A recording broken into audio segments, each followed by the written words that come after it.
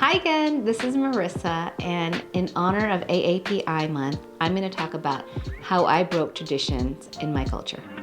And my mother and most Filipino cultures want their children to be nurses, doctors, lawyers, engineers, everything that, we in the new generation don't want to be. So my mother wanted me to be a nurse. I wanted to be, a pharmacist. And I had been a pharmacy technician for 7 years. And I thought that was actually the route that I wanted to go. Little did I know that, organic chemistry was going to kick my butt and would lead me a different route. So I ended up getting a science degree, but what I learned is that my calling was actually being out there in, the streets, but doing sales. And I actually was really good at it. So I used my science degree to be a pharmaceutical sales rep.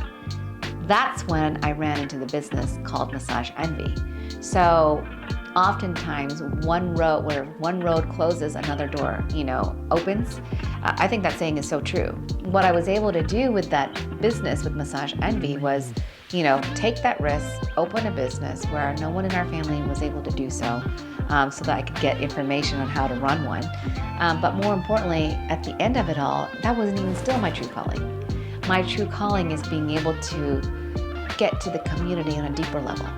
And that's where I found was my calling, is knowing that what I have is not really what I'm led to do. It's basically what's leading me up to the actual changes that I can see in the world that will impact society that much more than just my business. My mother wanted me to be a nurse, and the irony of it all is that eventually what ended up happening is I helped the nurses out in a different caliber.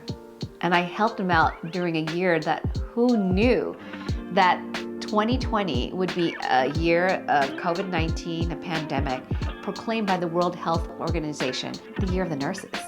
And so fitting, because when our business was deemed, non-essential and we had to close our doors, this was the time that we came together and said, what could we do to help?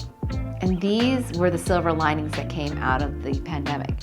The number one thing that we were able to do was we were able to raise 1,200 services and to give back to the nurses organization.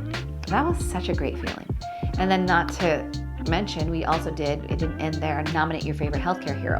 So then through that collaboration, we were able to get Lake Las Vegas Hilton.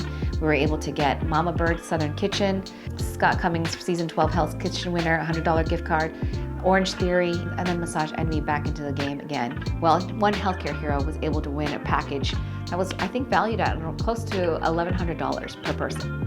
But the beauty of that all is that we celebrated at a place called Reflection Bay, a time where we were able to reflect on all the things that happened within that 2-year time span, a time where the community got together all in one place. And when we say as a society, how as human beings do we come back from something like this? That was one step in the right direction, to reflect on what we went through together and how we come through it together. So in that very main event, my mother and father were there. And I was able to share with them the story about how my mother wanted me to be a nurse, but instead I became a business owner. And now look, this is how I pay back my mother by giving back, to the nurses.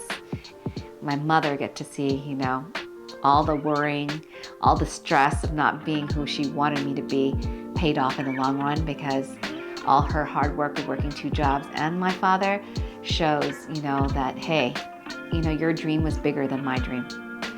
I wouldn't change it for the world, because these humble beginnings is what makes us who we are, what makes us stronger, and it's because we watched growing up the hardships that many of our ancestors had to go through so that they could pave the way for us. So thank you for listening.